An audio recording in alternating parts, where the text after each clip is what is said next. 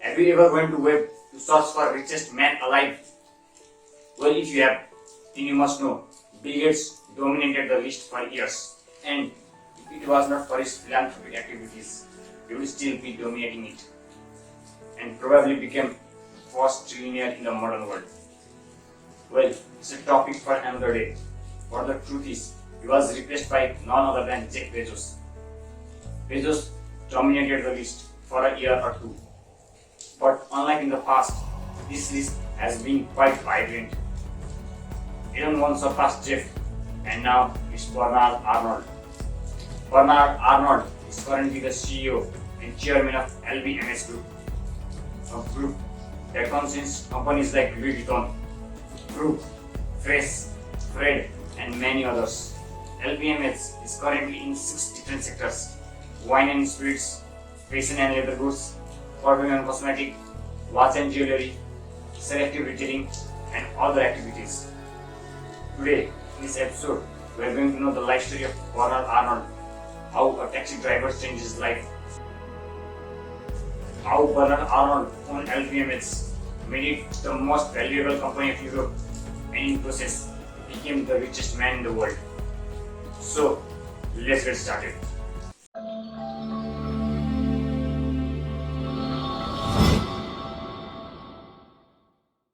Bernard Arnault, or Bernard Jean Etienne Arnault, was born on 5th March 1949 in Roubaix, France.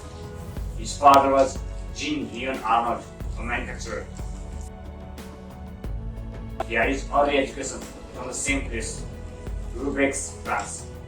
In 1971, he graduated from École Polytechnique, France, leading engineering school, and began working for his father's company as an engineer.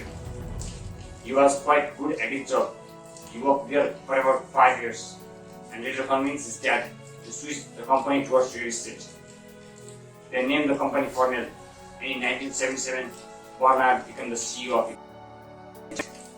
In 1984, Bernaurd, then a young real estate developer, heard that French government was set to choose someone to take over the Blue Jack, a textile and retail conglomerate that owned Christian Dior. Bernaurd had a special interest in Christian Dior. During his stay in the US, he asked a taxi driver whether he knows who is the president of France. The driver could not reply, but when Bernaurd asked what was the one thing he knew about France, the driver replied, Christian Dior. On top of it, his mother, Mary Joseph Savinel, had a fascination for Dior. This attracted Bernaurd towards Bourjac, so he took control of Bourjac Saint-Perez with the help of Antonio Bernin, a senior partner of Lazare Perez. Arnault acquired Francesca Agache, a luxury goods company, and he became the CEO of it. FYI, in 1984, President of France was Francois Marie-Adrien Maurice Mitterrand, serving from 1981 to 1995, the longest term in the office in the history of France. In 1988, Bernaurd bought a 24% share of LVMH, the same company that was going to make him the richest person in the world, for $1.5 billion. At that time, LVMH wasn't doing well. Arnault is from 600 million to buy 13.5% more of LVMH, making him LVMH's largest shareholder. In January 1989, he spent another 500 million to gain control of total of 43.5% of LVMH share and 45% of his voting right, thus reaching the blocking minority. The blocking minority is a minority needed to become a certain decision of the extraordinary general meetings of shareholders. A blocking minority retains 1/4 or 1/3 of shares plus 1 share depending upon the country and legal form of the company. With this blocking minority, he was able to stop the dismantling of LVMH Group. On 13 January 1989, he was unanimously elected chairman of Executive Management Board. After amazing leadership, Arnault led the company to an ambitious development plan, transforming it into one of the largest luxury goods in the world, alongside Swiss luxury giant Richest and French-based Kering. In 11 years, from 1989 to 2000, annual sales and profit rose by a factor of 5, and the market value of LVMH increased by a factor of 15. The company kept on expanding, and today it is the most valued luxury company in the world. To reach such height, LVMH applies certain strategies. Number 1. Decentralized organizational structure. In decentralized organization, most decisions are made by mid-level or lower-level managers rather than by the head. This structure allows you to take decisions rapidly. The luxury fashion industry is quite dynamic, and if you can't act fast, you can't win. Maison, a brand at LVMH, operate autonomously across functions and therefore is able to respond quickly. Each fashion brand has its own creative director.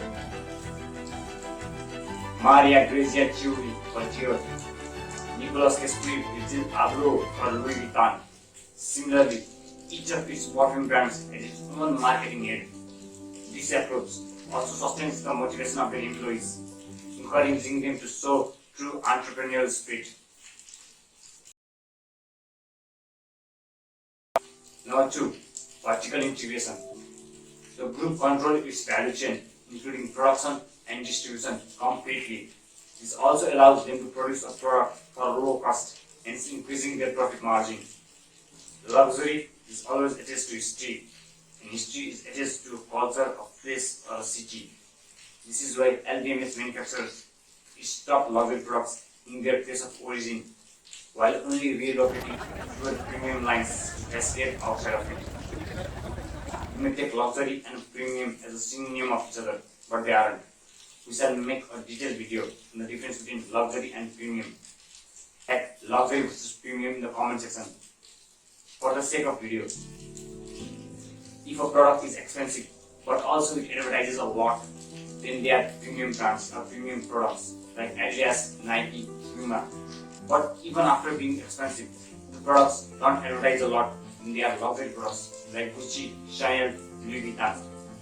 For premium products, advertisement is highly required, not for luxury. Number 3. Long-term thinking.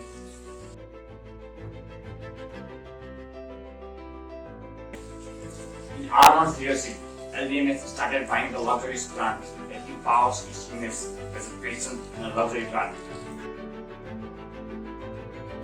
It's selling Marc Jacobs, DKNY.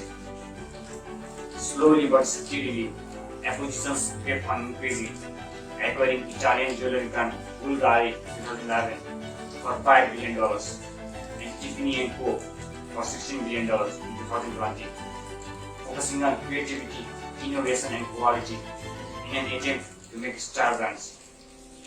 Star brands are those brands whose products are timeless, modern, fast-growing and highly profitable. Omni being contradictory, that is, timeless product find it hard to be modern, and the fast-growing industry rarely have a huge margin. But these are the features that make LVMH a company in its own league. Number 4. Focusing on its own USPs. Since the company has power of both decentralized organizational structure and vertical integration, they have a streamlined production system, but it never stops them to allow their team to use their creativity. Control and feedback from upper management are always present, but the presence is so low that it acts as a support, not a burden. On top of it, the team is highly qualified. And creative that the next world-class product is always on the line. So, this was our video on journey of Bernard Arnault from an engineer to the CEO of most powerful fashion brand and the strategies that he applied to own it. If you found something interesting, don't forget to like the video, comment if you have any video ideas, and also subscribe to the channel. Thanks for watching.